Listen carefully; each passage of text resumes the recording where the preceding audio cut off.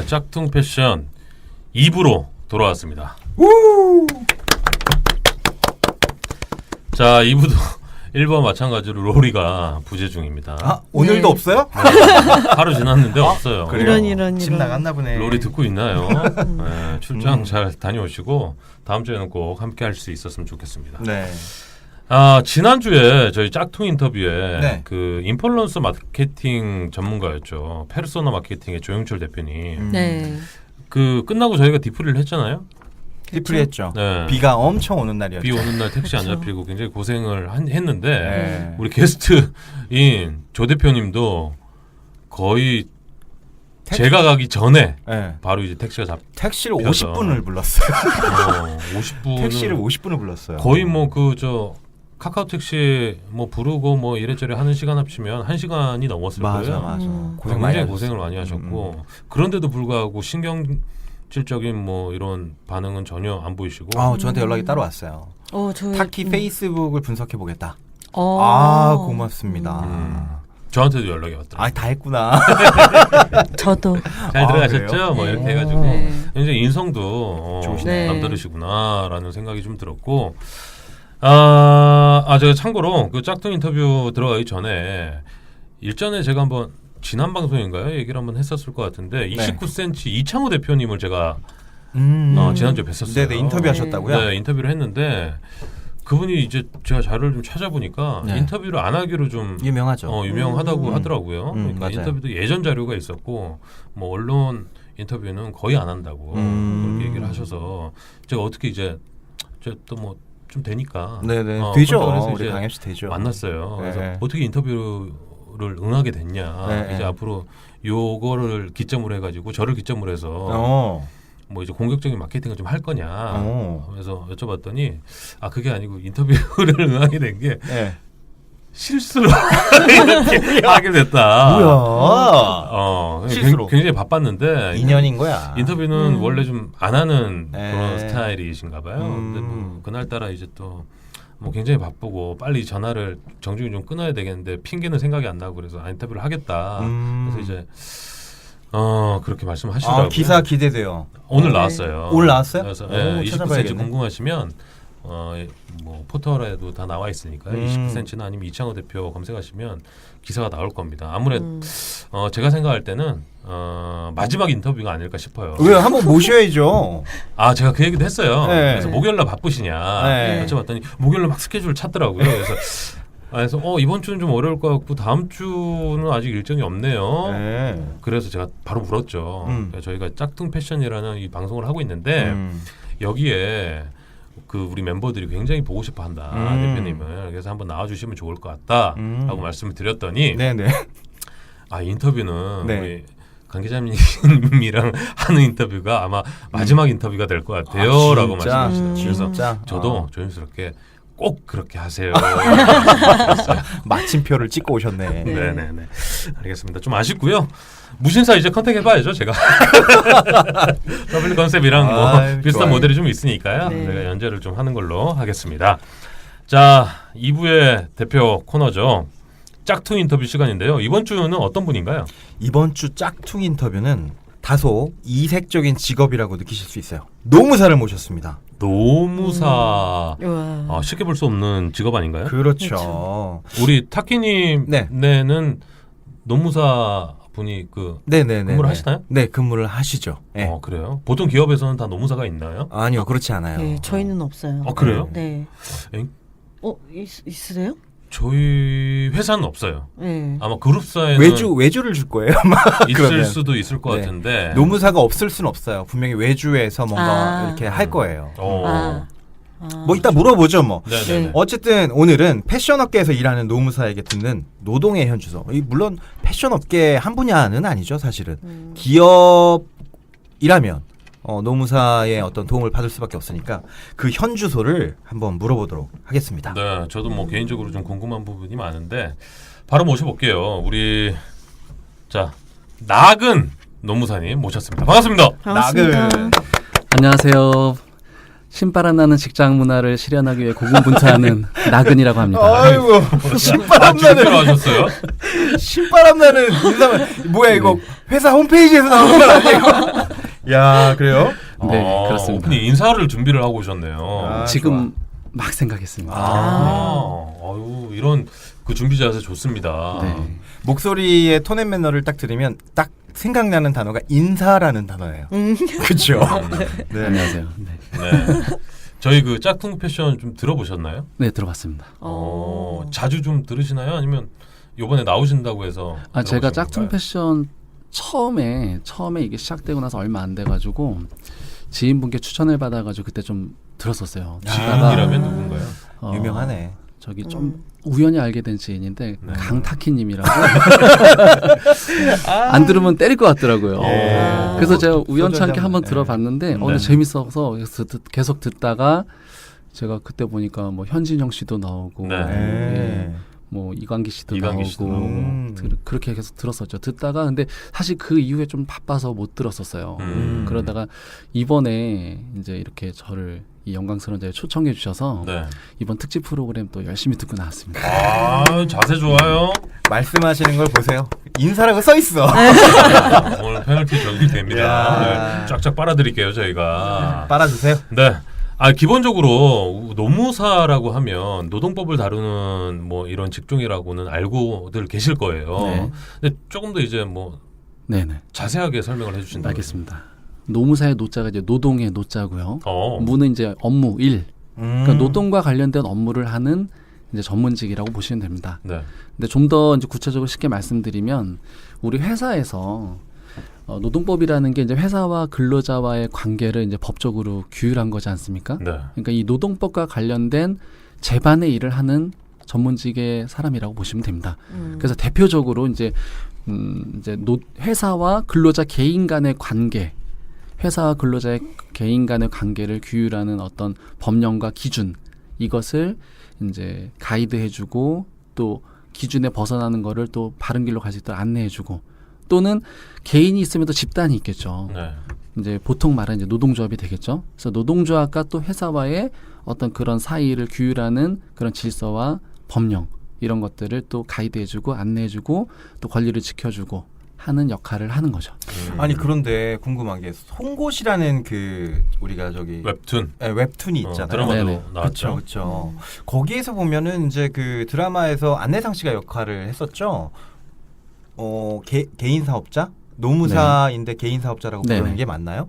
그렇게 그렇죠. 일을 하시는 분도 있고, 그렇죠. 네, 그 지금 나근님처럼 네, 기업에 속해 있는 노무사들도 있는 그런 구조죠. 네 맞습니다. 그럼 서로 하는 일이 뭐예요? 그러니까 노무사도 이제 일반 변호사를 생각하시면 되는데 변호사들도 보면은 변호사가 이제 개업을 해서 이제 개인 사업자로서 이제 자기가 이제 사업자로서 업을 하는 거죠. 그래서 다양한 업무를 이제 내가 원하는 업무를 또는 의뢰인이 맡기는 여러 가지 다양한 업무를 하는 사람들이 있는 반면 이제 사내 변호사라고 하죠. 네. 그 기업에 소속돼서 그 기업의 일만을 하는 변호사들이 있습니다. 근데 노무사도 동일한 거예요. 그래서 이런 다양한 근로자 또는 다양한 기업의 업무를 위임받아서 처리해주는 그런 사업자들이 있는 반면 한 기업에 소속돼서 그 기업 내에서만 일어나는 그 기업 내의 인사 노무 업무만 담당하는 이제 노무사들도 있습니다. 근데 본격적으로 얘기를 좀 하기에 앞서서 네네. 우리 그 노무사님이 나근 노무사님이시잖아요. 네네. 그렇죠. 근데 또 이제 방송 듣고 내가 지금 처한 상황을 좀 풀어봐야 되겠다라고 생각하시는 분들은 포털 사이트에 나근 노무사 이렇게 쳐보시는 분들도 계실 거란 말이죠. 당연히 있어요. 어디 나씨야 이거? 나주 나씨야? 이렇게 생각하시면서 찾아보는 분들도 계실 것 그렇죠. 같은데 이 본명이 아니잖아요. 좀 설명해 주세요. 네. 닉네임을 어떻게 짓게 됐는지 배경도. 이제 제가 뭐 좀 소개해드린 것처럼 기업에 소속된 노무사다 보니까 오늘 제가 말씀드릴 주된 내용들이 좀 민감한 이슈들이 많이 있습니다. 특히 오늘 저는 이제 노동부도 알려주지 않는 청기 누설을 할 수도 있어서 좋다. 여러분들의 시원한 어떤 갈증을 시원하게 해소해드리고자 나왔기 때문에 그동안 이제 기업 입장에서 이제 많이 일을 했습니다. 그러다 보니까 제가 이제 실명을 밝히고 또 제가 아직 기업에 소속된 몸인지라 네네네. 못 밝혀. 몸을 사려야 돼요. 그러니까 본명이 아니시라는 거죠? 그렇죠. 그래서 나도 근로자입니다. 그래서 나도 근로자다라는 의미로 한 거고 기업 소속 노무사를 보통 오해하시는 게 저 네. 사람들은 이제 사용자 편 나쁘게 말하면 사용자의 개라고까지 표현하시는 분들도 계세요. 아니야 그거? 아. 예, 그런데 그들도 다 근로자입니다. 근로자예요. 그렇죠. 그래서 지금 제가 생각해 보면은 저희들도 어떻게 보면 감정 노동자예요. 아. 저희의 양심과 또 저희의 입장과 또는 저희도 근로자인데 저희의 어떤 감정과 상반된 얘기를 해야 되고 또 상반된 또 설득을 해야 되고 이제 그런 어려운 역할을 하기도 하죠. 그러나 우리도 이제 근로자로서 참 여러분들과 동일한 입장이 있다는 점을 알아줬으면 좋겠습니다. 그러면 지금 이제 기업에 소속된 노무사시잖아요. 그렇죠. 그 가장 많은 업무, 기본적인 업무가 뭐예요? 이게 이제 그거는 이제 일률적으로 좀 말씀드리기는 어려운데 일반적으로 그냥 말씀드리면 이제 노동조합과 회사와의 어떤 그런 갈등을 조정하고 중재하고 해결하는 게 일반적인 노무사들의 제일 큰 주된 업무입니다.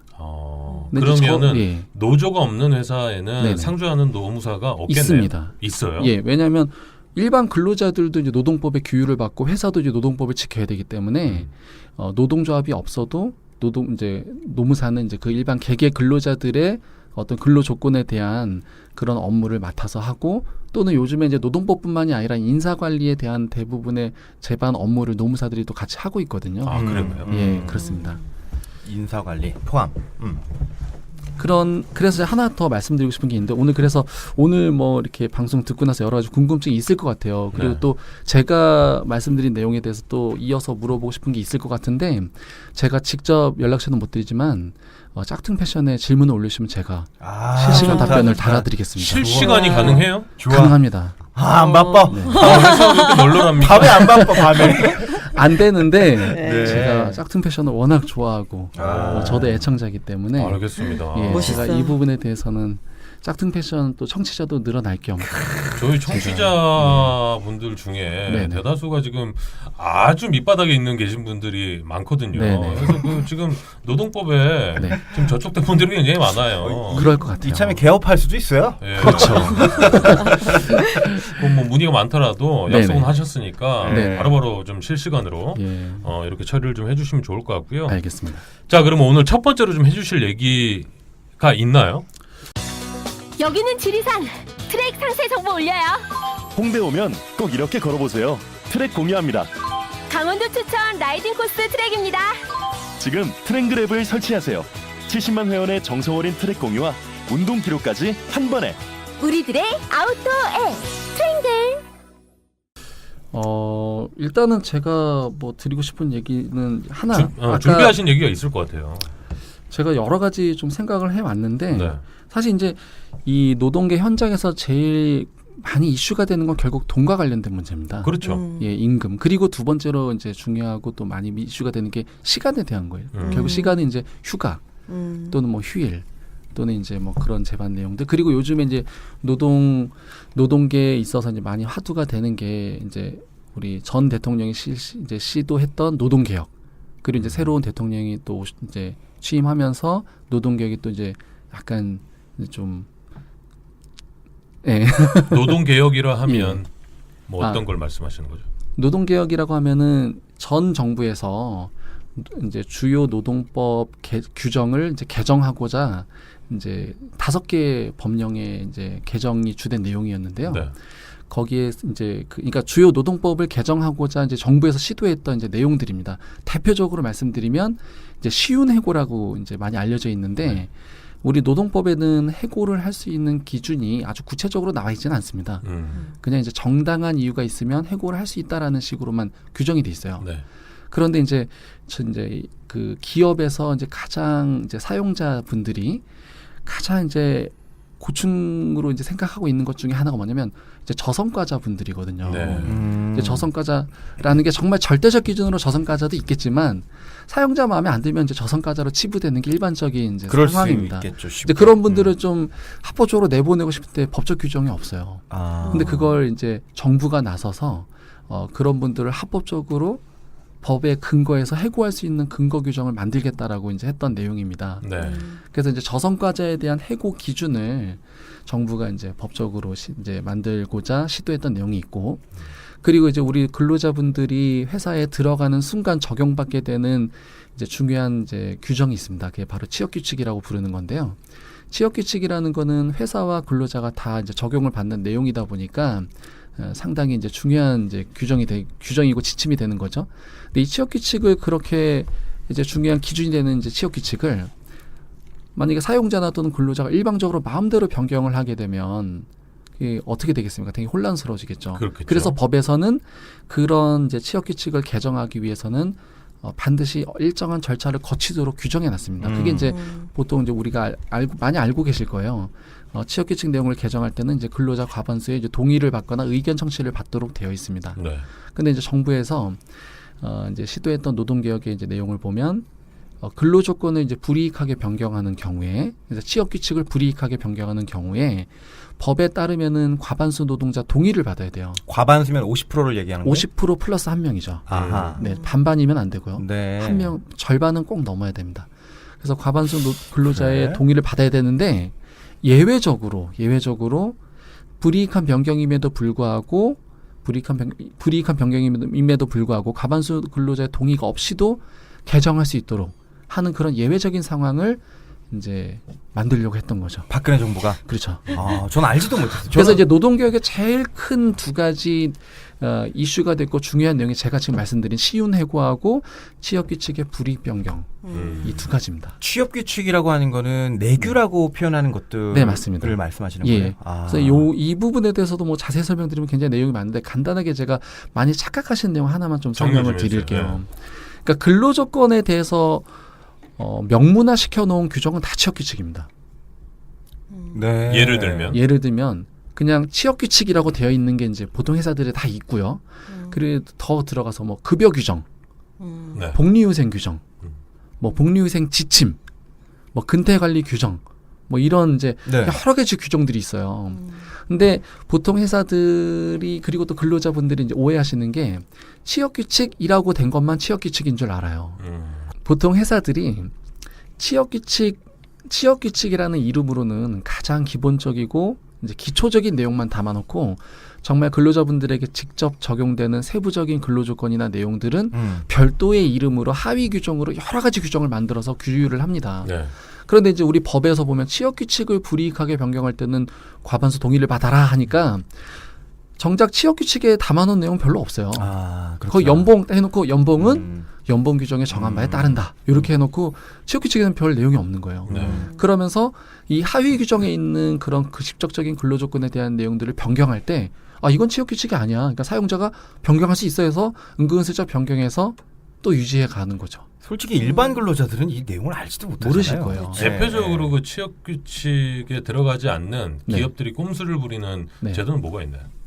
대표적인 게 제가 말씀드렸다시피 이제 돈과 시간에 대한 이제 문제가 가장 큰 그걸 이슈이기 이제 때문에 급여 규정, 뭐 휴가 규정, 뭐 복리후생 규정, 뭐 근태관리 규정, 뭐 이런 제반의 규정들에 있습니다. 그래서 뭐 많은 기업이 규정이 많은 회사는 뭐 50개, 60개까지 되는 회사들도 있고요.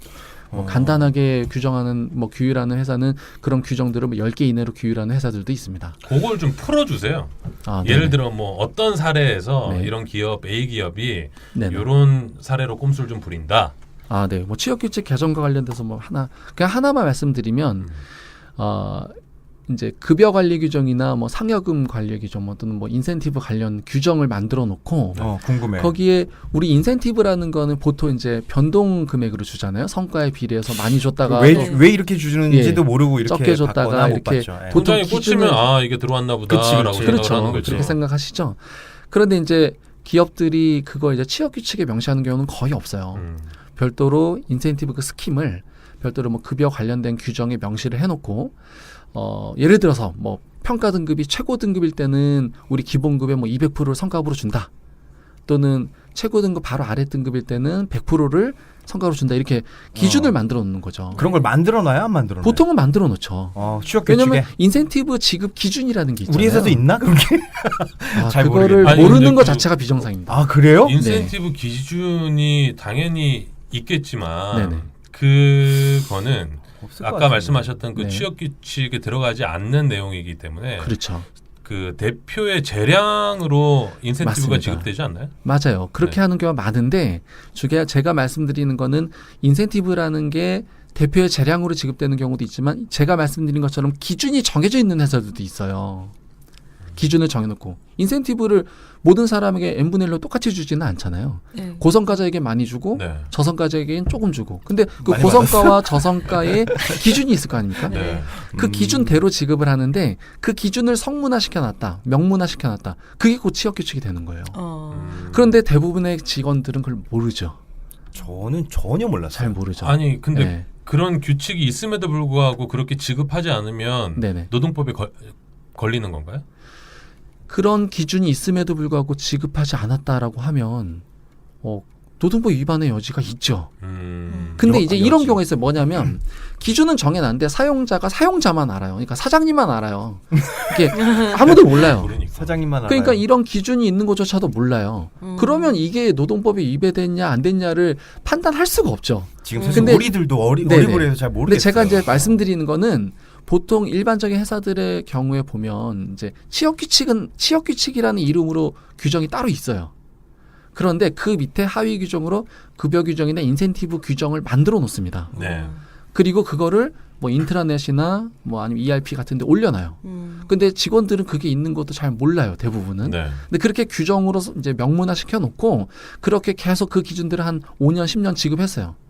근데 10년 정도 지급을 했는데 회사가 요즘 경기가 어려워요. 그래서 인센티브를 이만큼 주기 싫은 거예요. 그래서 어느 순간 이 규정에 규정에 명시된 인센티브 기준보다 훨씬 낮은 금액으로 기준을 바꿔버리는 거예요. 근데 그렇게 되면은 금액이 기존보다 조금 지급되니까 네. 불이익한 변경이지 않습니까? 네. 이럴 변경- 때는 과반수 동의를 받아야 되는 거예요. 네. 그런데 사용자가 야 취업 규칙이라는 거는 별도로 있잖아. 이건 인센티브 규정이야. 이거는 내가 마음대로 바꿀 수 있는 규정이야. 이렇게 설명하고 바꾸는 경우가 비일비재하죠. 그러나 그건 잘못됐다. 근로조건에 대한 규정은 다 취업 규칙입니다. 예를 들어 네. 그런 상황에서 노동조합이 없는 회사의 경우 네. 직원 1명 내지 뭐 2명, 10명이 네. 반발해서 네. 저 노동부에 신고를 하면 네. 그게 뭐 승소할 수 있는 그럼요. 가능성이 있는 이거는 건가요? 간단히 생각하시면 되는 게 네. 기존에 지급되던 그 임금만큼 기존의 기준처럼 임금이 지급이 되다가 사용자가 일방적으로 기준을 바꿔서 기존보다 덜 줘요. 예전에는 200원을 줬는데 네. 사용자가 일방적으로 기준을 바꿔서 100원을 줬다. 그럼 100원이 줄은 거잖아요. 그 100원은 임금 체불이 되는 겁니다. 아. 그럼 고소나 진정을 제기하게 되면 임금 체불로 사용자는 혹시 처벌받게 되겠죠. 그 제가 방금 말씀드린 그 사례에서 네네. 그 사례가 있나요? 실사례가 문제를 제기해서 네네. 그 직원들이 뭐 인센티브를 더 받았다거나 그럼요. 그런 건 많이 있죠. 아 그런가요? 많아요 심지어? 예, 그런 왜 사례는 나만 몰라? 제가 아는 것도 있고 제가 겪어본 것도 있지만 아. 제가 모르는 사례들부터 시작해서 많이 있습니다. 겪어본 사례 좀 간단하게 소개를 좀 해주신대요. 네. 사실 이거는 제가 참 마음이 불편하긴 한데 네. 제가 이제 지금은 회사에 소속돼 있지만 기존에는 이제 노무사로서 이제 노무법인에 소속돼서 주로 이제 기업들을 자문하는 역할을 했었거든요. 네. 근데 이제 제가 그렇게 자문을 많이 했어요. 바꾸라고? 마음대로 아니, 바꾸라고? 이게 이제 왜냐면 사용자를 이제 대리하다 보니까 사용자의 재량을 많이 넓혀줘야 하는 게 이제 저희 사용자를 대리하는 이제 노무사들의 이제 일이죠. 역할이거든요. 네. 일이고 그러다 보니까는 이런 내용을 아는 근로자는 거의 없어요. 네. 이걸 전문적으로 공부하신 분들, 경험하신 분들 제외하거든요. 그러니까 제가 이제 사용자분들이 우리 회사 규정을 만들어 주세요라고 의뢰를 하게 되면 저희가 이제 그런 규정을 또 제정하고 합니다. 그러면 하나에다 너무 자세하게 담아두면 유연성이 없습니다. 그러니까 민감하고 중요하고 자세한 내용은 따로 빼시고요. 네. 기본적인 내용만 담아두시고 사용자의 경영 환경 변화에 따라 유연하게 대처하시는 게 경영을 하시는데 유리하지 않겠습니까? 라고 야. 자문을 제공하는 노무사들이 다수 있습니다. 낙은 이름을 잘못 지었네. 나도 근로자지만 이 경영자의 편이구만. 너근이 맞겠다. 너근 그래서- 근로자다. 너만 근로자다. 그래서 감정 노동자라는 거예요. 나도 그래요. 많이 받고 싶고 네. 나도 근로조건을 보장받고 싶은데 네. 나도 근로자지만 내가 그런 근로자를 오히려 보호하지 못한 그 시절이 참 저도 가슴이 아프죠. 아이고. 눈물 납니다. 네. 제가 또 질문이 하나 있는데요. 네네. 이거는 저기 Q&A에 올라온 질문인데 저희 회사는 평소에 네네. 그 휴가비라고 명목을 지불하지 않았어요. 네네. 그런데 저희라는 거는 저기 그 소비자 Q&A입니다. 네네. 그런데 갑자기 어느 날 휴가를 안 쓴 일자를 계산해가지고 휴가비를 넣어줬습니다. 왜일까요? 좋은 회사네. 여태까지 안 주다가 갑자기 안 주다가. 준 사례가 나온 거죠? 누군가가 지적을 했기 때문에 그렇지 않을까요? 모르겠어요. 왜일까요? 휴가비를 안 주다가 어느 날 갑자기 휴가비를 지급했다. 미사용 휴가에 대한 비용을 지급했다. 연차 휴가를 말씀하시는 맞습니다. 거죠? 네네. 그거는 뭐 우리가 조금만 논리적으로 생각해보면 당연한 건데 기존에 휴가비를 받아본 적이 있으신가요? 저요? 아니 그분이? 지금 그분이나 뭐 여기 있는 분들 아니요. 마찬가지인데 그 내용은 휴가를 갈 때 아니요. 아니요. 휴가를 갈 때 주는 휴가비 말고 미사용분. 우리 연차 휴가라는 게 있지 않습니까? 네. 1년을 근무하면 보통 15개씩 주는데 네. 그 연차 휴가를 15개 중에 5개밖에 못 썼어요. 그럼 남아있는 10개를 어떻게 처리하시나요? 회사에서는 보통. 그냥 잘 처리하더라고요. 몰래. 저도 모르겠어요. 몰래. 어떻게 하는지 몰라도 안 그래- 가면 그런가요? 그냥 많은 거지. 근데 뭐. 최근에 휴가 계획을 받았어요. 네네. 그래서 네. 사인? 사인도 했었나? 아, 휴가 계획을 했었고요. 이날에 휴가를 가라. 네. 가겠습니다라고 해서 가겠다라는 네. 휴가 계획서. 계획서를 제가 받았어요. 그것도 지금 안 그래도 준비를 하고 나왔는데 아. 잘 모르시는 내용이에요. 몰라요. 그러니까 쉽게 말씀드리면 연차휴가가 있으면 연차휴가는 법에 따르면 1년 동안 사용할 수 있습니다. 근데 1년 안에 다 못 썼어요. 네. 그러면은 연차휴가는 15일 동안 쉬라고 준 건데 예를 들어서 5일만 쉬고 10일을 못 쉬었다는 건 10일을 일을 했다는 뜻이잖아요. 네.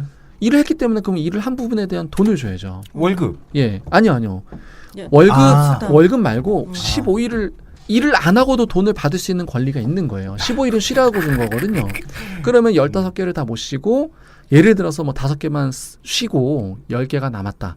근데 1년이 지나가 버렸다. 네. 그럼 그 10개는 일을 한 거잖아요. 네. 휴가를 안 쓰고. 일을 했으니까 추가적인 돈을 받아야 되는 거죠. 그래서 이제 보통 우리 기업에서는 연차휴가가 남아있으면 연차휴가 미사용 수당이라는 걸 줍니다. 이름도 그런데 있네. 미사용 그럼요. 수당이라고. 미사용 수당이라는 걸 주는데 근데 우리 법에서 보면 이제 또 반대 이런 게 있어요. 연차휴가 사용 촉진 조치라고 하는 게 있습니다. 아마 한 번쯤은 다 들어보셨을 거예요. 맞아요. 네. 이게 뭐냐면 연차휴가를 안 쓰면 돈으로 주다 보니까 이게 근로자분들이 휴가를 안 이걸 가? 휴가를 안 가요. 아. 오히려 그래서 이제 처음 신입 사원 같은 경우에 15개지만 장기 근속하신 분들은 한 25개 이상 되거든요. 네. 그럼 거의 한 달치 급여가 됩니다.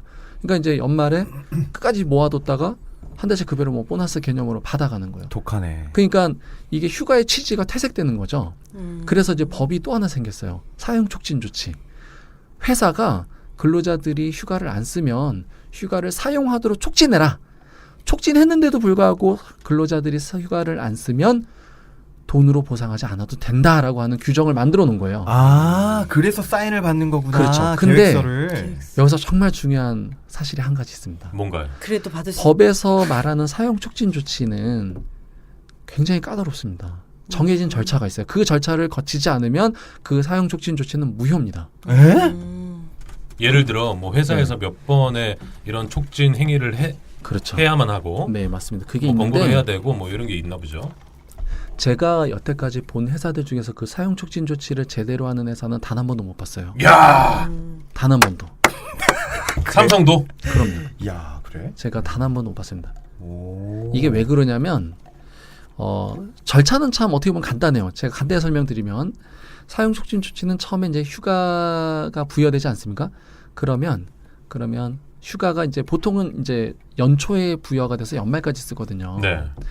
그러면 휴가가 소멸되기 6개월 전에 사용자 회사가 근로자분들에게 휴가 사용 계획을 제출하도록 한번 알려줘야 됩니다. 나 그건 경험이 네. 있어요. 근데 여기서 또 중요한 게 아, 그런 것도 못 받았네. 개별적으로 근로자 개별적으로 자녀 휴가 일수를 명시해서 서면으로 알려줘야 돼요. 근데 어떤 회사들은 이렇게 공지 띄워요.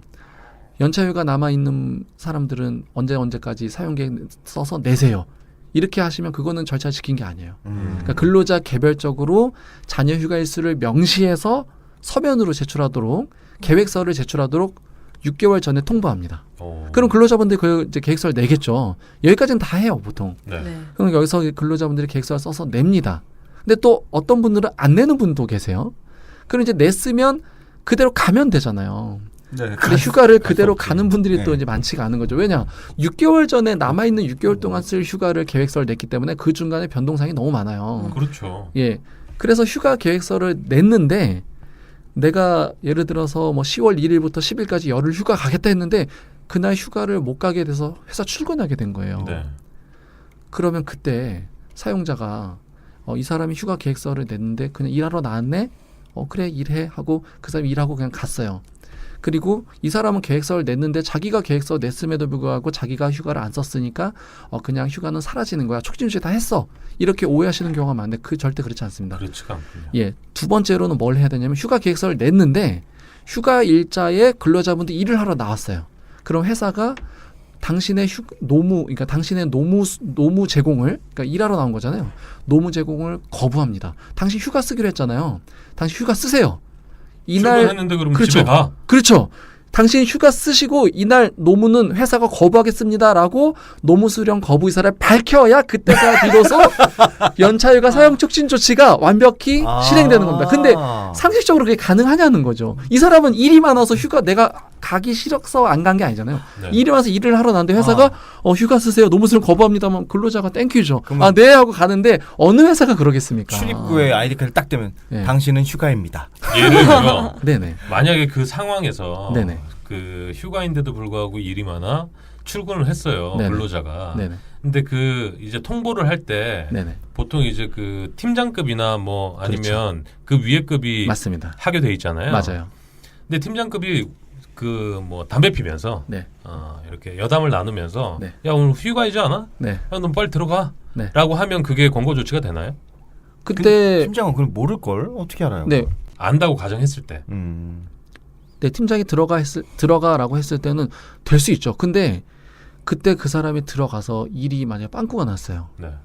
그래서 그 일로 인해서 손해가 발생했어요. 그럼 그건 누가 책임져야 되는 문제가 발생합니다.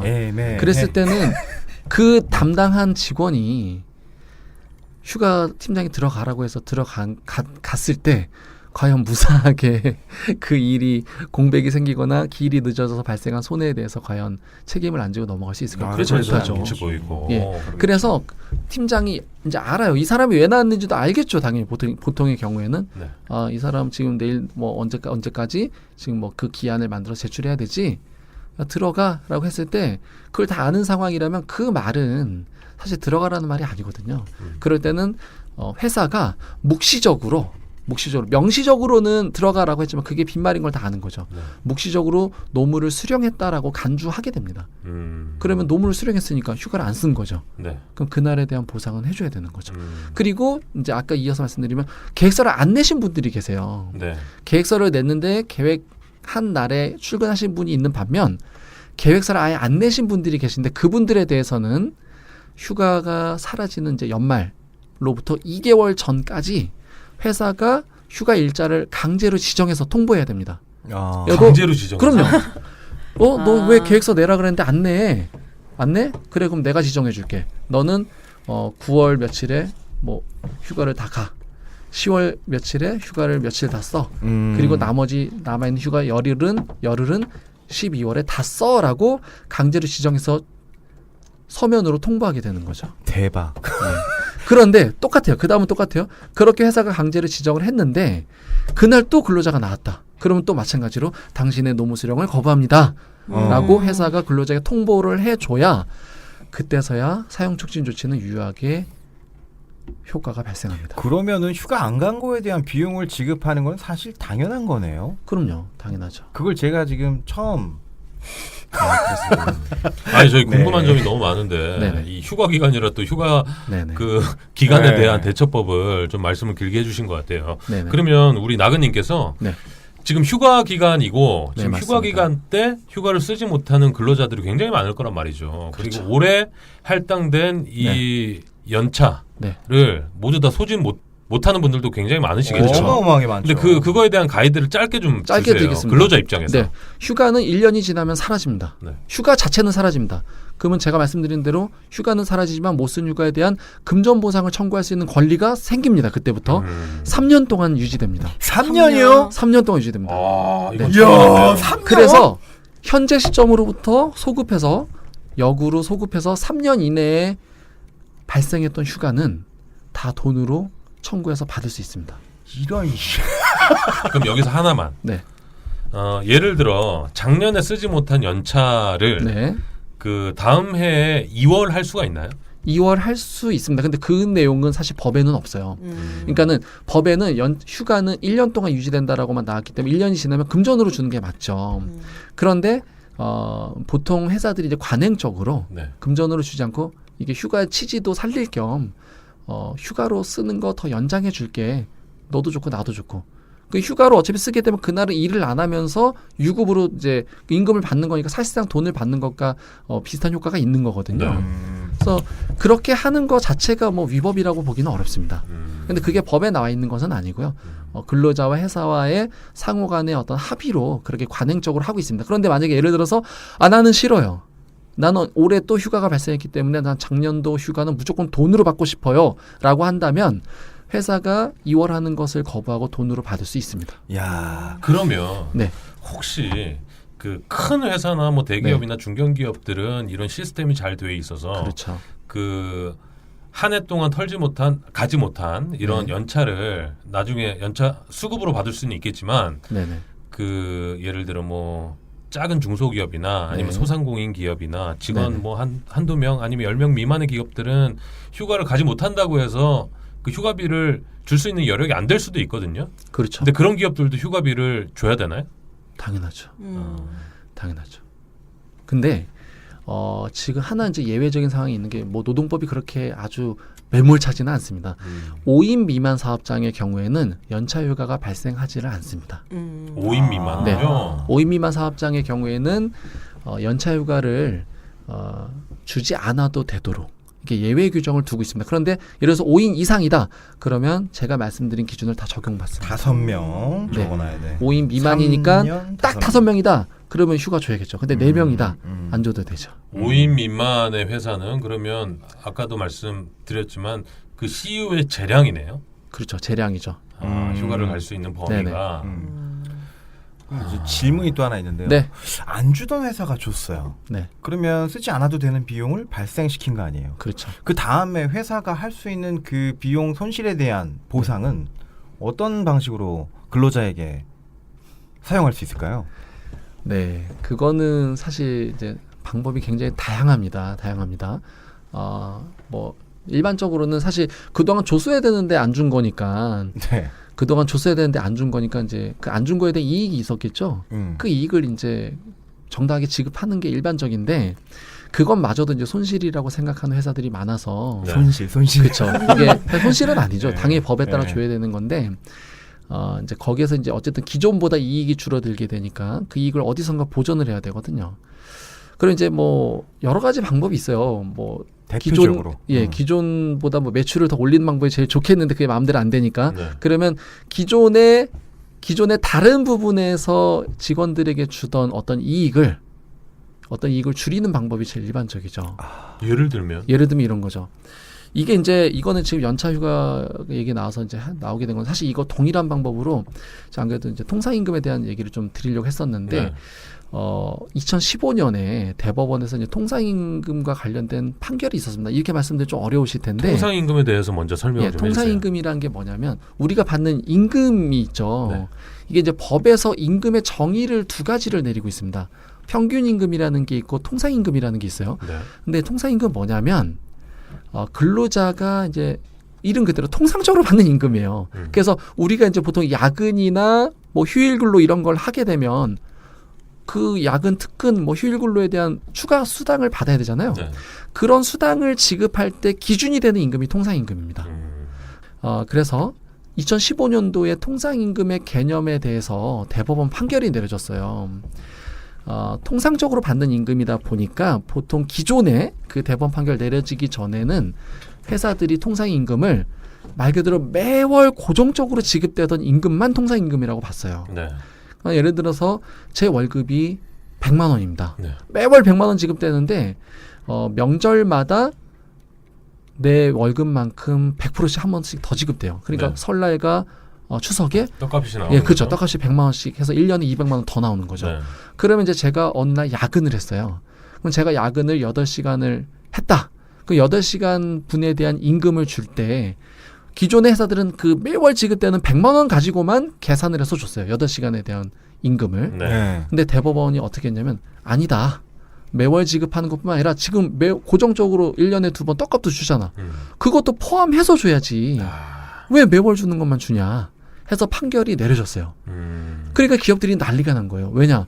우리가 소위 말하는 이제 정기 상여금이라는 게 보통 대기업들에게는 거의 다 있거든요. 네. 대표적으로 이제 현대자동차 같은 경우는 그 당시에 상여금이 750% 정도 지급이 됐습니다. 네. 그러니까 이 상여금이 통상임금을 산정하는 기준에 포함이 되게 되면 그 통상임금 금액이 엄청 늘어나는 거예요. 그렇죠. 근데 대법원 판결이 내려졌기 때문에 그 순간부터 다 적용을 해야 되거든요. 그러니까 이제 기업들이 갑자기 안 주던 통상임금 포함하지 않던 통상임금을 포함해서 앞으로 OT 수당, 야근 수당, 휴일 수당 그리고 지금 말씀드린 연차휴가 미사용 수당을 줘야 되다 보니까 인건비 부담이 너무 늘어나는 거예요. 그 이걸 어떻게 되냐? 게다가 아까 제가 말씀드렸지만 연차휴가 수당을 청구했을 게 3년이라 했잖아요. 3년치 소급해서. 예. 네. 모든 임금은 소멸시효가 3년입니다. 다시 말하면 모든 임금은 지급받을 수 있는 날로부터 3년 동안은 그 지급받을 수 있는 권리가 유지가 되는 거예요. 그러니까 대법원 판결이 나니까 거꾸로 소급해서 과거 3년치에 대한 통상임금을 다시 계산해서 지급해달라라고 청구를 한 거죠. 그랬을 때 기업들이 이제 많이 했던 방법 중에 하나가 뭐냐면 새로운 어떤 이익을 가져올 수 없으니까 앞으로 나가야 될 이익을 줄이는 방법밖에 없어요. 네. 대표적인 게 임금 인상률을 제한하는 겁니다. 그렇죠. 아. 동결을 시켜버리거나. 그럼요. 매년 한 보통 4% 5% 이렇게 임금 인상이 매년 되잖아요. 알아서 줄게. 다 소급해서 줄게. 너 말대로 다 줄게. 다 가져가. 근데 우리 회사 이제 경기 어려우니까 임금 동결이다 하고서 임금 인상을 안 시켜주는 거. 언제까지? 내가 지급한 돈이 충족될 때까지. 네. 그렇게 이제 슬프다. 하는 경우가 많이 있었어요. 그게 가장 그 기업에서 대표적으로 쓰는 방법인가요? 근데 이게 사실 뭐 많은 기업들이 얼마나 우리나라에 있는 기업들이 일반적으로 썼는지는 모르겠어요. 근데 이제 제가 이제 업계에 있으면서 이렇게 하는 기업들을 적지 않게 봤어요. 그거 말고 또 다른 방법이 있다면 하나만 더 소개를 해주세요. 또 다른 방법이 있다면 네. 끝까지 버티는 겁니다. 안 줘요. 기업에서. 안 주는 거죠. 안 주고 어차피 3년이 지나면 사라져요. 그리고 차라리 그 법 위반으로 처벌을 받게 되면 이제 뭐 벌금이나 이제 뭐 이런 뭐 과태료나 이런 처벌이 내리잖아요. 네. 그게 실제로 지급해야 되는 금액에 비해서 상당히 작거든요. 그러니까 그거 털고 그냥 그럼요. 기업에서 넘어가는 경우가 네네. 흔하죠. 아니 그러면 제가 역으로 아까 3년 동안 청구할 권리가 있다 네네. 그랬잖아요. 회사를 관두게 됐어요. 예를 들어서 뭐 좋게 관뒀으면은 뭐 괜찮다 치고 나쁘게 관뒀어요. 그럴 경우에 근로자가 오케이 알았어 나 나갈게. 그리고 이제 고소를 네. 3년치를 다 달라. 네네. 이렇게 할 수도 있는 거예요? 그런 경우가 많이 있습니다. 많아요 또 심지어? 그럼요. 왜냐면 그게 많을 수밖에 없는 게 재직하면서 아이고. 회사를 상대로 싸우기는 어렵잖아요. 훌자몽님하고 요한님한테 그럼요. 알려드릴 걸. 나가고 차 나서 바꾸는 이제 거 아니에요? 나가고 나서 많이 싸우죠. 뭐 야근 수당도 있을 거고 네네. 솔직히 얘기하면 그렇죠. 그것도 적지 않을 많죠. 거고 적지 않죠. 휴가 안 간 것도 있을 그럼요. 거고. 근데 중요한 게 한 사람이 청구하면 3년치 하면 그 사람의 거 3년치가 뭐 적지 않을 수 있지만 회사 입장에서 보면 그 사람의 3년치는 얼마 안 많아요. 근데 그렇죠. 그 사람 한 명을 주게 되면 전 직원을 다 줘야 됩니다. 그렇지. 그게 많은 거예요. 음. 그게 무섭습니다. 그럼 그렇게 협상을 하면 받아들일 여지가 있을까요 회사가? 보통은 나 그렇죠. 말하기 싫어. 줘. 일반적이죠. 그렇게 하면 그 사람하고는 결국 법리적으로 회사가 이길 수가 없습니다. 그럼 그 사람에게 지급하겠죠. 그리고 뭘 하겠습니까? 개별적으로? 네, 뭘 하겠습니까? 합의서를 씁니다. 이거 누설하지 마라. 누설. 아. 근데 여기서 하나 또 알아둬야 되는 중요한 사실이 있어요. 잠깐만요. 적을 준비됐어요. 광고 듣고 올게요. 뿅. 알겠습니다.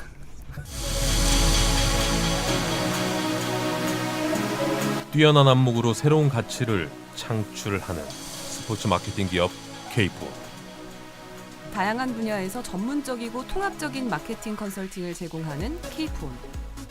K4는 최고를 지향합니다. 스포츠 마케팅을 비롯해 마케팅이 필요한 여러분들의 연락을 기다립니다. 네이버에서 K폰을 검색하세요. 네, 여기서 알아야 하는 중요한 사실 하나 있습니다. 아, 뭔가요? 그 합의서가 법적으로 유효하냐? 법적으로 유효하냐? 뭐 법적인 유효성을 따지는 거는 사실 무의미하고요. 그 합의를 위반해서 그 직원분이 누구에게 누설을 했어요. 그렇다고 해서 회사가 그 사람에게 어떤 제재를 취하거나 지급했던 합의금을 돌려받을 수 있지는 않습니다. 야. 왜냐? 그거는 원래 줘야 되는 돈이에요. 그러네. 생각해보니까 그러네. 합의에 의해서 주는 금액이 아니라 부탁. 법적 권리에 따라서 근로자의 법적 권리에 따라서 지급해야 되는 금액이요. 이거 완전 오늘 꿀팁이네. 이거는 사실 야, 이거 기업 꿀팁이다. 입장에서는 상당히 약점이 여러분. 되는 사실입니다. 네. 아니 오늘 궁금한 게 너무 많은데 네네. 지금 시간이 다 됐어요. 말도 안 돼. 말도 안 여기서 돼. 저 아직 10%도 얘기 안 했어요. 그러니까 제가 그러면 그 우리 짝퉁 패션을 들으시는 분들 중에 취업을 준비하거나 아니면 취업을 앞둔 분들이 굉장히 많으실 거란 말이죠. 그렇죠. 근데 취업을 하게 됐어요. 네네. 그러면 이제 통상 기업에 들어가면 근로계약서를 쓸 텐데 그렇죠. 이 근로계약서를 뭐 3장, 4장 되는 이걸 아무리 봐도 모른단 말이죠. 네. 여기에서 그 우리 취업생들이 네. 놓치기 쉬운 포인트를 뭐 한두 가지 정도 찍어주신다면 뭐가 있을까요? 보통 회사들이 사실은 요즘에는 근로계약서 안에다가 어떤 뭐 문구나 어떤 규정을 둬서 회사가 근로자를 뭐 이렇게 기망하거나 이렇게 속이는 경우는 거의 없습니다. 아, 그런가요? 예, 요즘에는 많이 좋아졌네요. 예, 많이 좋아졌어요. 요즘은 뭐 근로계약서가 뭐 워낙 이제 근로자분들도 이미 그리고 취업 준비생들조차도 너무 잘 알아요. 왜냐 이제 인터넷 조금만 뒤져보면 금방 나오거든요. 네. 그렇기 때문에 거기서 뭐 어떤 뭐 특별히 주의해야 될 사항은 없는데 그냥 일반적으로 말씀드리면 근로계약서에 반드시 명시돼야 되는 사항들이 몇 가지가 있습니다. 네. 예, 아까 말씀드린 제일 중요한 돈, 임금이 명시돼야 돼요. 그리고 임금 지급 방법이 명시돼야 됩니다. 그리고 거기에 근로 시간이 명시돼야 됩니다. 그리고 취업 준비생들도 이제 좀 취약 근로자분들이 이제 뭐 아르바이트라는 우리 학생들인데 네. 소위 말하는 비정규직분들 특히 유의하셔야 될 게 이제 단시간 근로자분들이 많이 계세요. 우리 젊으신 분들 중에 네. 단시간 근로자분들은 매 일마다 근로를 몇 시간 하는지까지 명시가 돼야 돼요. 매일? 예예. 각 일마다 근로일별 근로시간이 명시가 돼야 됩니다. 그냥 뭐 하루 4시간 이렇게 쓰면 안 되고요. 월요일은 몇 시간, 뭐 화요일은 몇 시간. 그게 수요일 몇 법이에요? 시간. 예, 그게 법이에요. 단시간 근로자는 근로일별 근로시간이 명시돼야 됩니다. 이게 그러다 보니까 예를 들어서 우리 아르바이트생들 보세요. 뭐 하루 5시간 근무하기로 하고 뭐 오후 그 5시간 파트타임 근무하기로 하고 이제 갔는데 그날 손님이 많으니까 야, 손님이 많으니까 좀 더 일해줘야 되지 않겠냐고 뭐 7시간 8시간 하는 경우 많거든요. 그렇죠.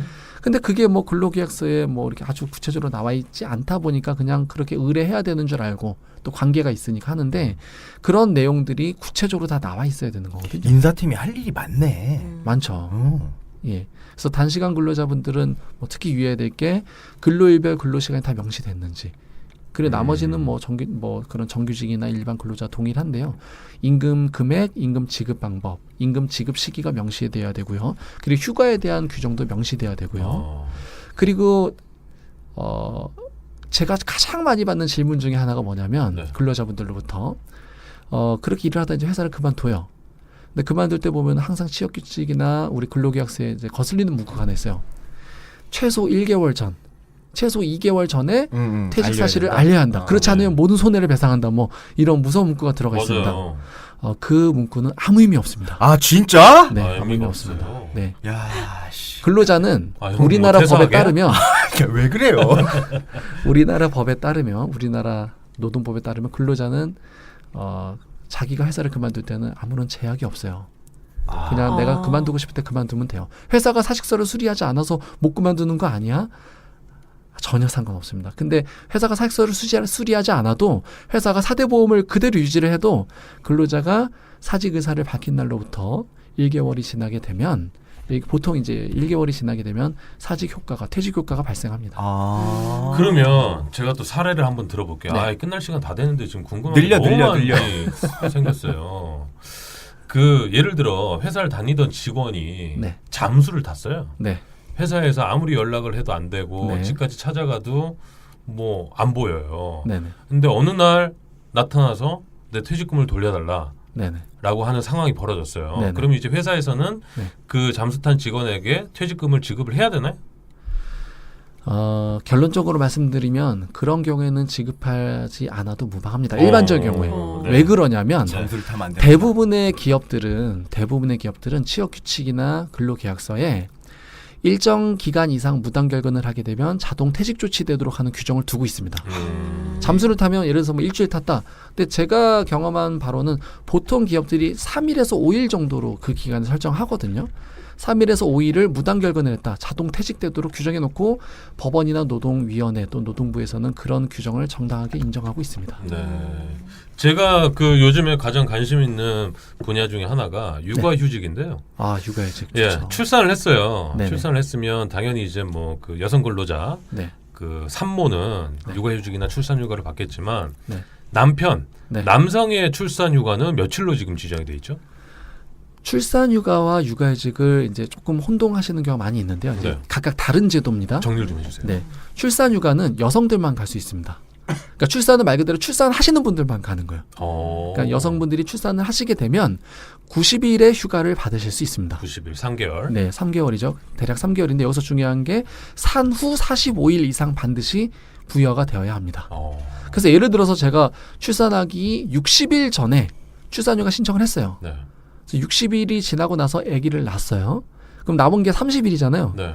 그럼 30일만 쓰고 출근해야 되느냐? 그렇지 않고 45일을 쉬고 출근하시면 됩니다. 그러니까 무조건 산후에는 45일 이상 쉬어야 돼요. 그러니까 산모의 건강을 위해서 법에서 강제적으로 산후에는 무조건 45일 이상 되도록 출산휴가를 규정하고 있습니다. 네. 남자분들은 출산휴가가 출산휴가를 없나요? 못 갑니다. 그러나 배우자 출산휴가라고 하는 제도가 있어서 네.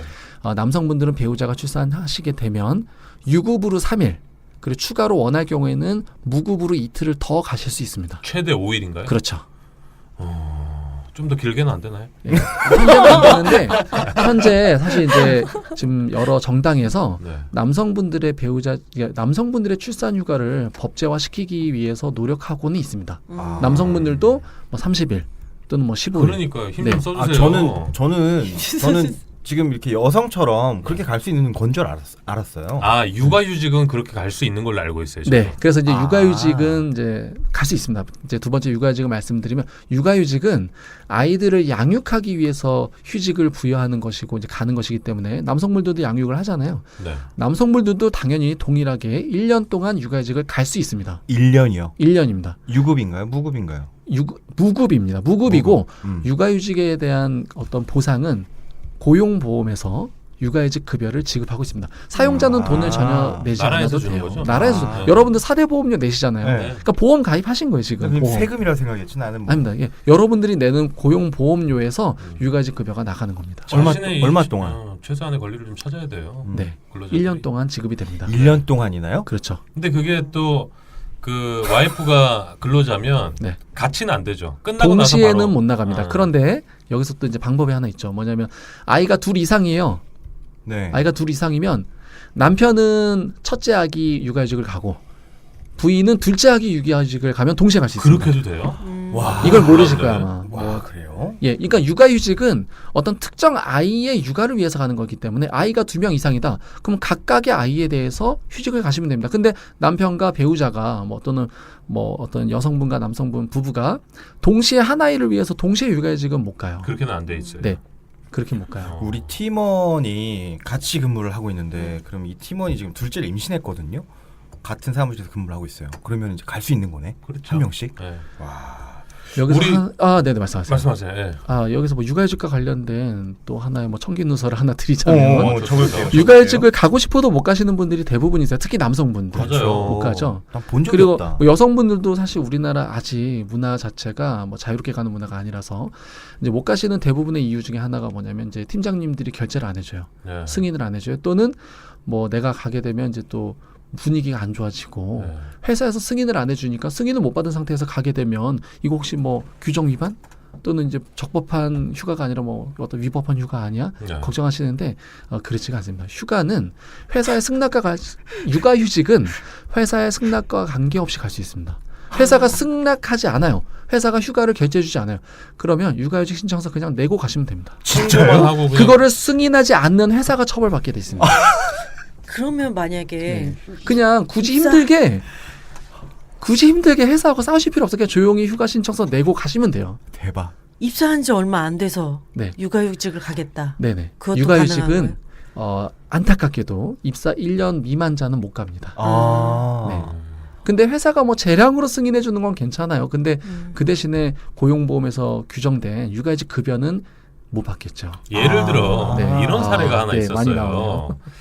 그 경력직을 네. 채용을 하려고 이제 공고를 내서 면접을 보는데 그 여성 근로자가 네. 지원자가 네.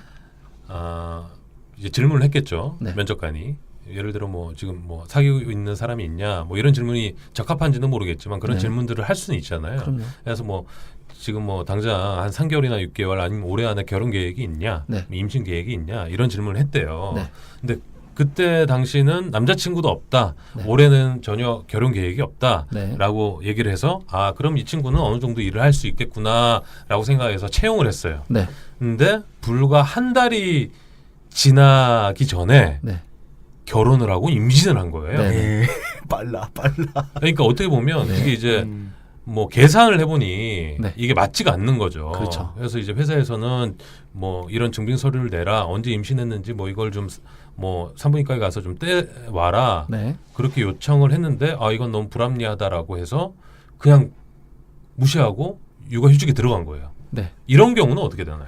근데 이 경우는 제가 방금 말씀드렸지만 그분이 만약에 입사한 지 1년이 안 됐다면 육아휴직을 부여받지 못합니다. 일단. 임신을 하더라도 그거 출산휴가는 갈 수 있죠. 아 육아휴직은 육아휴직 1년 휴직은 안 되고요. 임신해서 출산할 때 이제 임박해서 출산휴가를 가는 거는 가능하죠. 근데 이제 보통 이제 뭐 그때 출산은 뭐 보통 임신기가 뭐 9개월 정도 되잖아요. 그럼 출산휴가 갔다 오고 나면 1년이 거의 다 되거든요. 그때 네. 육아휴직 가시면 되죠. 아 그럼 제가 궁금한 건 네. 만약에 그 제가 말씀드린 그 사례에서 네. 어떻게 보면 그 면접에서 거짓말을 한 거일 수도 있잖아요. 그렇죠. 그럼 그게 채용이 취소가 될 수도 있는 건가요? 결론적으로 말씀드리면 채용 취소는 어렵습니다. 어렵나요? 예, 왜 그러냐면 이제 만약에 면접에서 채용 과정에서 거짓말을 했을 때 이때는 그 사실을 알았다면 채용하지 않았을 경우 그러한 이제 사실을 숨겨서 이 회사가 어떤 사실을 알았다면 채용하지 않았을 것이다라고 하는 사실을 속였다면은 채용 취소가 가능한데 네. 지금 사례가 만약에 이 사람이 이제 육아직 뭐 이런 걸 갈 걸 생각해서 임신했다면 채용하지 않았을 거예요. 근데 이 사람이 속였어요. 이제 논리적으로 맞는데 그 사유 자체가 정당한 사유가 안 돼요. 임신한 근로자를 채용하지 않는다. 이거는 남녀 차별에 해당합니다. 남녀 차별 예, 남녀 고용 평등 및 일가정 양립 지원에 관한 법률에서 채용에 있어서 남자와 여자를 차별하지 못하게 돼 있고 또 여성이라는 이유로 또 모성의 어떤 그런 고유한 특성이잖아요. 네. 그런 사유를 이유로 채용 과정에서 차별을 하게 되면 그거는 이제 법 위반이 되는 거죠. 그럼 그 반대급부로 네. 그 논리가 맞다면 네. 임신한 사실을 숨기고 면접장에서 나는 임신을 하지 않았습니다라고 거짓말을 해도 네. 그 채용이 가능하다라는 그럼요. 말씀이신 거네요. 그럼요. 그거를 가지고 채용을 안 한다면 그 회사는 오히려 역풍이. 그럼요. 그런 그게 만약 알려졌을 때 어떤 여론의 역풍뿐만이 아니라 남녀에 대한 어떤 왜곡된 시각과 또 모성을 보호하지 않고 어떤 그 임신이라는 아주 그 성스러운 어떤 현상을 채용의 결격 사유로 본다는 것 자체가 거짓말은 가려진 채. 그렇죠. 그렇죠. 그 거짓말이 그게 그 회사에 들어가기 위해서 거짓말을 할 수밖에 없다는 그 사실 자체가 그 회사에게는 상당히 어떤 이제 부정적인 요소로 굉장히 작용하겠죠. 인간적으로 다가가네요, 노동법이. 네네. 그렇죠. 네. 알겠습니다. 저희가 지금 시간을 넘겼어요. 야, 이거 말도 그래서 안 지금, 돼. 네, 우리 자몽 그 관리자분께서 왔다 갔다 지금 언제 나가나 저 새끼들 막 이렇게 하고 계세요. 근데 저희가 궁금한 게 너무 많은데 네. 우리 참 나근님이셨죠? 네. 나근님, 저희 다음번에 한번 더 2부로 모실게요. 진짜 알겠습니다. 네. 한번 나와주세요. 네. 네. 그러셔야 아직 될것 시작도 같아요. 안 했어. 네. 실도 안 했는데 진짜 네. 정말 재밌는 사례가 많은데 아, 안타깝네요. 이거 참. 그러니까요. 저희가 좀 체계적으로 질문을 했었어야 되는데 네. 너무 이 휴가에 꽂히다 보니까 한 휴가만 30분 털었던 것 같아요. 네. 아니 근데 목소리가 굉장히 좋으시네요, 우리 나근님이. 말씀을 아닙니다. 너무 잘하세요. 나긋나긋하세요. 감사합니다. 오늘 뭐 네. 짧게나마 이렇게 저희 짝퉁 인터뷰 나와주셨는데 네. 다음번에 또 모시더라도 같은 질문을 드릴 거지만 네네. 소감 또 안 여쭤볼 수 없어요. 어떠셨어요, 네. 좀? 제가 예상했던 것보다 사실 너무 좀 재밌었고 유익한 시간이었고 제가 사실은 나올 때 이 주제가 이제 말 좀 합시다 아닙니까? 그 입에 우리 저를 초청하신 분께서 입에 똥을 묻히고 오라고 더러 죽겠네. 아, 그렇게 준비상을 하나 딱 알려주더라고요. 근데 네. 입을 똥을 묻히고 오려고 했었는데 정말 제가 입에 금가루를 바르고 가는 느낌입니다 지금. 아니, 우리가 네. 지금 메모가 너무 많아요, 진짜로. 아니 짝퉁 패션이 오늘 지금 27회인가요? 예. 27회 역사상 가장 전문적인 얘기가 좀 나오지 않았나? 받아 쓰느라 정신이 없었어. 유익하고. 재밌었어요. 네. 몰랐던 사실을 좀 알 수 있는 그런 시간이었는데 네. 저희가 고정 코너를 하나 만들지 아니면 예. 다음번에 한 번 더 모실지는 네네. 제작자와 좀 상의를 해서 알겠습니다. 결정을 해서 좀 알려드릴게요. 마음의 준비 좀 하시고요. 뭐 크게 바쁜 거 없잖아요. 아니, 회사도 가까워요, 보니까. 양재면 여기 걸어와도 돼. 그럼. 가을이면. 근데 제가 지금 끝날 무렵 되니까 정말 불안하네요. 저 이제 앞으로 취업 가능한 건가요? 걱정하지 마십시오. 아니 사업자 한데요. 네. 알겠습니다. 네, 알겠습니다. 저희가 그 짝퉁 인터뷰 때는 공식적인 질문이 있는데 다음번에 또 어떻게 될지 모르니까 오늘 하고 가야 되겠죠. 매번 해야죠. 예. 네. 짝퉁 인터뷰 공식 질문입니다. 자, 낙은 노무사에게 춘천이란? 네. 그곳에서 제가 노무사 공부를 시작했습니다. 그래서 제가 지금 짝퉁 패션에 나올 수 있게 해준 원인입니다. 원천인가요? 그럼요. 또 원래 고향이 그럼 춘천이세요? 고향은 춘천은 아니고요. 고향은 어디예요? 고향은 강원도 정선. 물 좋고 산 좋고 공기 좋은. 출세했네, 춘천까지. 정선이들래요? 네. 정선. 좋습니다. 저희가 다음번에 꼭 다시 모시는 것을 네. 약속하고요. 알겠습니다. 저 질문할 거 되게 많아요, 아직. 그럼 뭐 개인적으로 좀 하시고. 그래요. 네. 오늘 좀 아쉽네요. 끝내려니까. 알겠습니다. 자, 큰 박수로 우리 낙은 노무사님 보내드리겠습니다. 감사합니다. 네, 감사합니다. 고맙습니다. 자, 이 노동법에 관해서 네. 우리 청취자분들도 그렇겠지만 저 역시도 몰랐던 부분이 굉장히 많아요. 처음 들었어요. 네. 네. 기필코 처음 들었어요, 지금. 뭐 지금 휴가 가시는 네. 분들도 계시고 못 가시는 분들이 더 많으실 거라고 예상이 되는데 뭐 5인 이상 근로하시는 회사에서는 꼭 휴가를 챙겨서 이렇게 가셨으면 좋겠고요. 만약에 못 가시더라도 휴가 수당을 따로 받을 수 있는 3년. 그런 회사에 근무하는 여러분들이 됐으면 좋겠고 앞으로 네. 뭐 그런 기업들이 좀 많아졌으면 좋겠습니다. 자, 마지막으로요. 로리님. 네. 로리? 로리 없구나. 나 그리고 왜 대답해? 죄송합니다. 미안해. 톤을 높였어야 되는데. 미연미연님. 네. 짝퉁 패션 참여할 수 있는 방법 마지막으로 좀 알려주시죠. 네, 아이폰 유저는 아이튠즈에서 짝퉁 패션을 다운받으시면 되고요. 안드로이드 이용자는 플레이스토어에서 팟빵 앱을 다운받고 짝퉁 패션 구독 후 개별 에피소드를 다운받으시면 됩니다. 그리고 짝퉁 패션의 공식 메일 짝퉁파 gmail.com jjaktungfa@gmail.com입니다. 구독하기, 별점 주기, 공유하기 잊지 마시고요. 후기에 댓글도 많이 부탁합니다. 또 짝퉁 패션 페이스북 jjaktungfa 인스타그램 짝퉁 패션도 동일한 주소인가요? 네, 주소고요. 친구 추가와 팔로우 부탁드립니다. 궁금한 점이 있거나 광고 문의는 메일이나 팟빵 후기와 페이스북, 인스타그램 댓글로 남겨주시면 됩니다. 네. 네. 자, 수요일 시작인데요. 수요일이 저는 개인적으로 가장 힘든 고비죠. 고비인 것 같아요. 네. 그래서